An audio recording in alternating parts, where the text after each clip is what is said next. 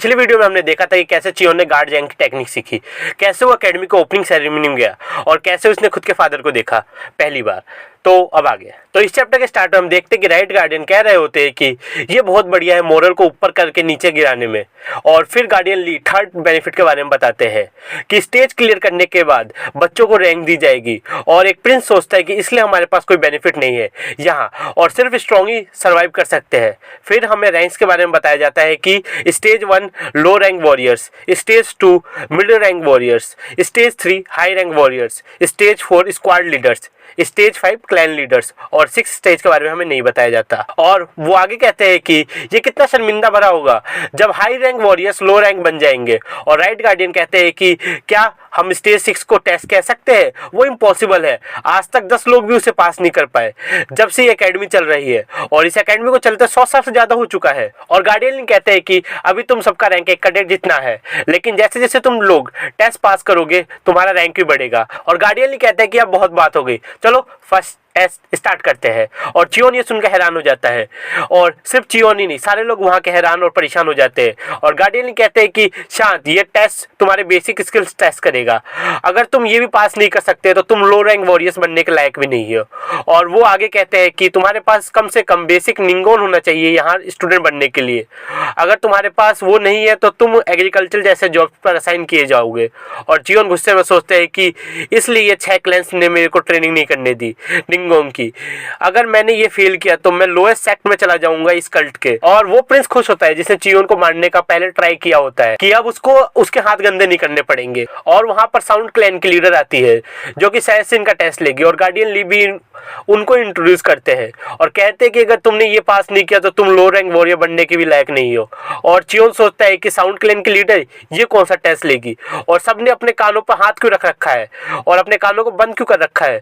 और गार्डियन ली कहते हैं कि अगर साउंड क्लैन लीडर अपने ट्रू म्यूजिकल एनर्जी वेव्स का इस्तेमाल करे तो तुम नहीं टिक सकते, लेकिन ये इस चीज को कंट्रोल में रखेगी तो शायद से कुछ बिना निंगोंग के लोग भी पास हो जाए। और चियोन सोचता है कि ओ तो हमें म्यूजिकल एनर्जी वेव्स को एंड्योर करना पड़ेगा। और लीडर कहती है कि थोड़े से निंगोन से भी ये लोग लगभग 1 मिनट तक एंड्योर कर लेंगे। और गार्डियन ली कहते हैं कि जिसने भी बिना बेहोश हुए 1 मिनट तक इसे एंड्योर कर लिया तो वो पास हो जाएगा। चलो स्टार्ट करते हैं। और टेस्ट स्टार्ट हो जाता है और जैसे ही लीडर अपना इंस्ट्रूमेंट बजाती है छोटे क्लैन के बच्चे नीचे गिर जाते हैं। और वो प्रिंस सोच रहा होता है कि हमने बचपन से मेडिसिन ली है तो हमारे पास निंगोन है, लेकिन वो कमीना अभी तक नीचे गिर गया होगा। और हम देखते हैं क्लैन लीडर अपनी स्पीड को बढ़ा देती है जो कि बाकी बच्चों ने भी नोटिस कर लिया होता है। और ये इसलिए हुआ होता है क्योंकि चियोन अभी तक नीचे नहीं गिरा। और चियोन भी ये सोचता है कि ये क्या हो रहा है। और नैनो कहती है कि इस साउंड वेव से इंटरनल इंजरी हो सकती है, इसलिए मैंने इसे ब्लॉक कर दिया। और चियोन कहता है कि तुमने मेरी हीयरिंग को बंद कर दिया। और नैनो कहती है कि हाँ, साउंड सेंस करने के फंक्शन को मैंने टेम्पररी बंद कर दिया है। और फिर चियोन सामने देखता है तो उसे वो लीडर का ऑरा दिखता है और वो कहता है कि क्या तुम इसे ब्लॉक कर सकती हो। और नैनो कहती है कि क्या अब मैं तुम्हारी देखने की एबिलिटी को भी बंद कर दूं। और चियोन कहता है कि रहने दो। और गार्डियन ली भी कहते हैं कि मैं फील कर सकता हूँ इम्पेशेंसी 5th लीडर के परफॉर्मेंस में। और आगे कहते हैं कि इसे इंडोर करने के लिए कम से कम 20 ईयर्स ऑफ निंगोन चाहिए। जरूर वही रीजन होगा, लेकिन मैंने सुना है कि उसके पास निंगोन नहीं है। इतने सालों में ये पहली बार मैंने इतना इंटरेस्टिंग फर्स्ट टेस्ट देखा है। और हम देखते हैं कि कुछ बच्चों के कान से खून निकल रहा होता है और अभी भी 6 क्लैन के बच्चे टिके हुए हैं। और वो सब पीछे चियोन को खड़ा देखकर हैरान हो जाते हैं और कहते हैं कि इसके पास तो निंगोन नहीं था, तब ये कैसे खड़ा है। इस चैप्टर के स्टार्ट में हम देखते हैं कि चियोन सोच रहा होता है कि फ्रंट रो के बच्चे और वो एल्डर बहुत गुस्सा है। और नैनो उनके फेशियल एक्सप्रेशंस को स्कैन करके ये कंफर्म करती है। और चियोन सोचता है कि वो कुछ सुन नहीं सकता, लेकिन इन लोगों की प्राइड हर्ट हो चुकी है। मेरे पास कोई निंगोन नहीं है, लेकिन मैं इतनी देर से ये सब एंड्योर कैसे कर रहा हूँ। और चियोन आगे कहता है कि अगर मैंने ये टेस्ट इस कंडीशन में पास किया तो कोई भी भरोसा नहीं करेगा कि मेरे पास निंगोन नहीं है। और वो नैनो को कहता है कि मेरे को एक इंटरनल इंजरी दो। और नैनो कहती है कि इंटरनल इंजरी मतलब तुम्हारे ऑर्गन्स को इंजर करने से है। और चियोन कहता है कि हाँ बिल्कुल सही। और नैनो कहती है कि मैं इस चीज़ की रिकमेंडेशन नहीं दे रही। और चियोन कहता है कि मेरे को फ़र्क नहीं पड़ता, एक बार ये सब खत्म हो जाए तो मेरे को इंटरनल इंजरी देना और मेरे मुंह से खून की उल्टी करा देना। और सीन शिफ्ट होता है और हम देखते हैं कि वो लीडर सोच रही होती है कि 1 मिनट होने वाला है और ये अभी तक ऐसे खड़ा है। और वो एक म्यूजिकल एनर्जी वेव निकालने लगती है जिसमें वो अपने हाफ पावर यूज़ करने वाली होती है। और ये सबसे वो फ्रंट रो के प्रिंस लोग भी नहीं बच पाते, उनकी सिचुएशन भी खराब हो रही होती है। और गार्डियन ली उनको रोक देते हैं और सारे बच्चों को आराम मिलता है। और राइट गार्डियन सोच रहे होते हैं कि अगर इनने थोड़ा और ऐसा किया होता तो कोई भी ये टेस्ट पास नहीं कर पाता। और लीडर सोच रही होती है कि ये मैंने क्या किया, मेरे से गुस्सा कंट्रोल नहीं हुआ और ये सब तुम्हारी वजह से हो रहा है। चियोन यू वुन। और हम देखते हैं कि चियोन खून की उल्टी करने लगता है और ये देखकर सब हैरान हो जाते हैं कि ये इतनी खून की उल्टी कैसे कर रहा है, ये मरने वाला तो नहीं है। और नैनो बताती है कि उसने 30% ऑर्गन्स को डैमेज कर दिया है, इसलिए इतना खून निकल रहा है। और चियोन नैनो से कहता है कि मेरे को लगा मैं मरने वाला हूँ। और तभी गार्डियन ली वहाँ जाते हैं और सोचते हैं कि अगर ये मर गया तो मैं खतरे में पड़ जाऊंगा। माने ये 6 बड़े क्लैन से नहीं है, लेकिन मैं ऐसे लीडर के लाइन के किसी बंदे को नहीं मरने दे सकता। और नैनो सेल्फ हीलिंग एक्टिव करने वाली होती है, लेकिन चियोन उसे मना करता है। और गार्डियन ली उसे उठा लेते हैं और कहते हैं कि तुमने इतना क्यों होल्ड किया, तुम गिव अप कर सकते थे। और नैनो कहते हैं कि वो मर भी सकता है, लेकिन चियोन उसे मना करता है सेल्फ हीलिंग एक्टिव करने के लिए। और गार्डियन ली चियोन की निंगोन चेक करते हैं और हैरान हो जाते हैं कि इसके पास कोई निंगोन नहीं है, इसने बस मेंटल स्ट्रेंथ से ये टेस्ट पास किया है। और वहाँ कुछ लोग आते हैं और गार्डियन ली कहते हैं कि इसे डॉक्टर के पास ले जाओ। देन चियोन नैनो से कहता है कि उसे हील करे। और वो लीडर भी सोच रही होती है कि अभी तक ये ठीक था, किसे पता था कि ये इंटरनली इंजर हो रहा है।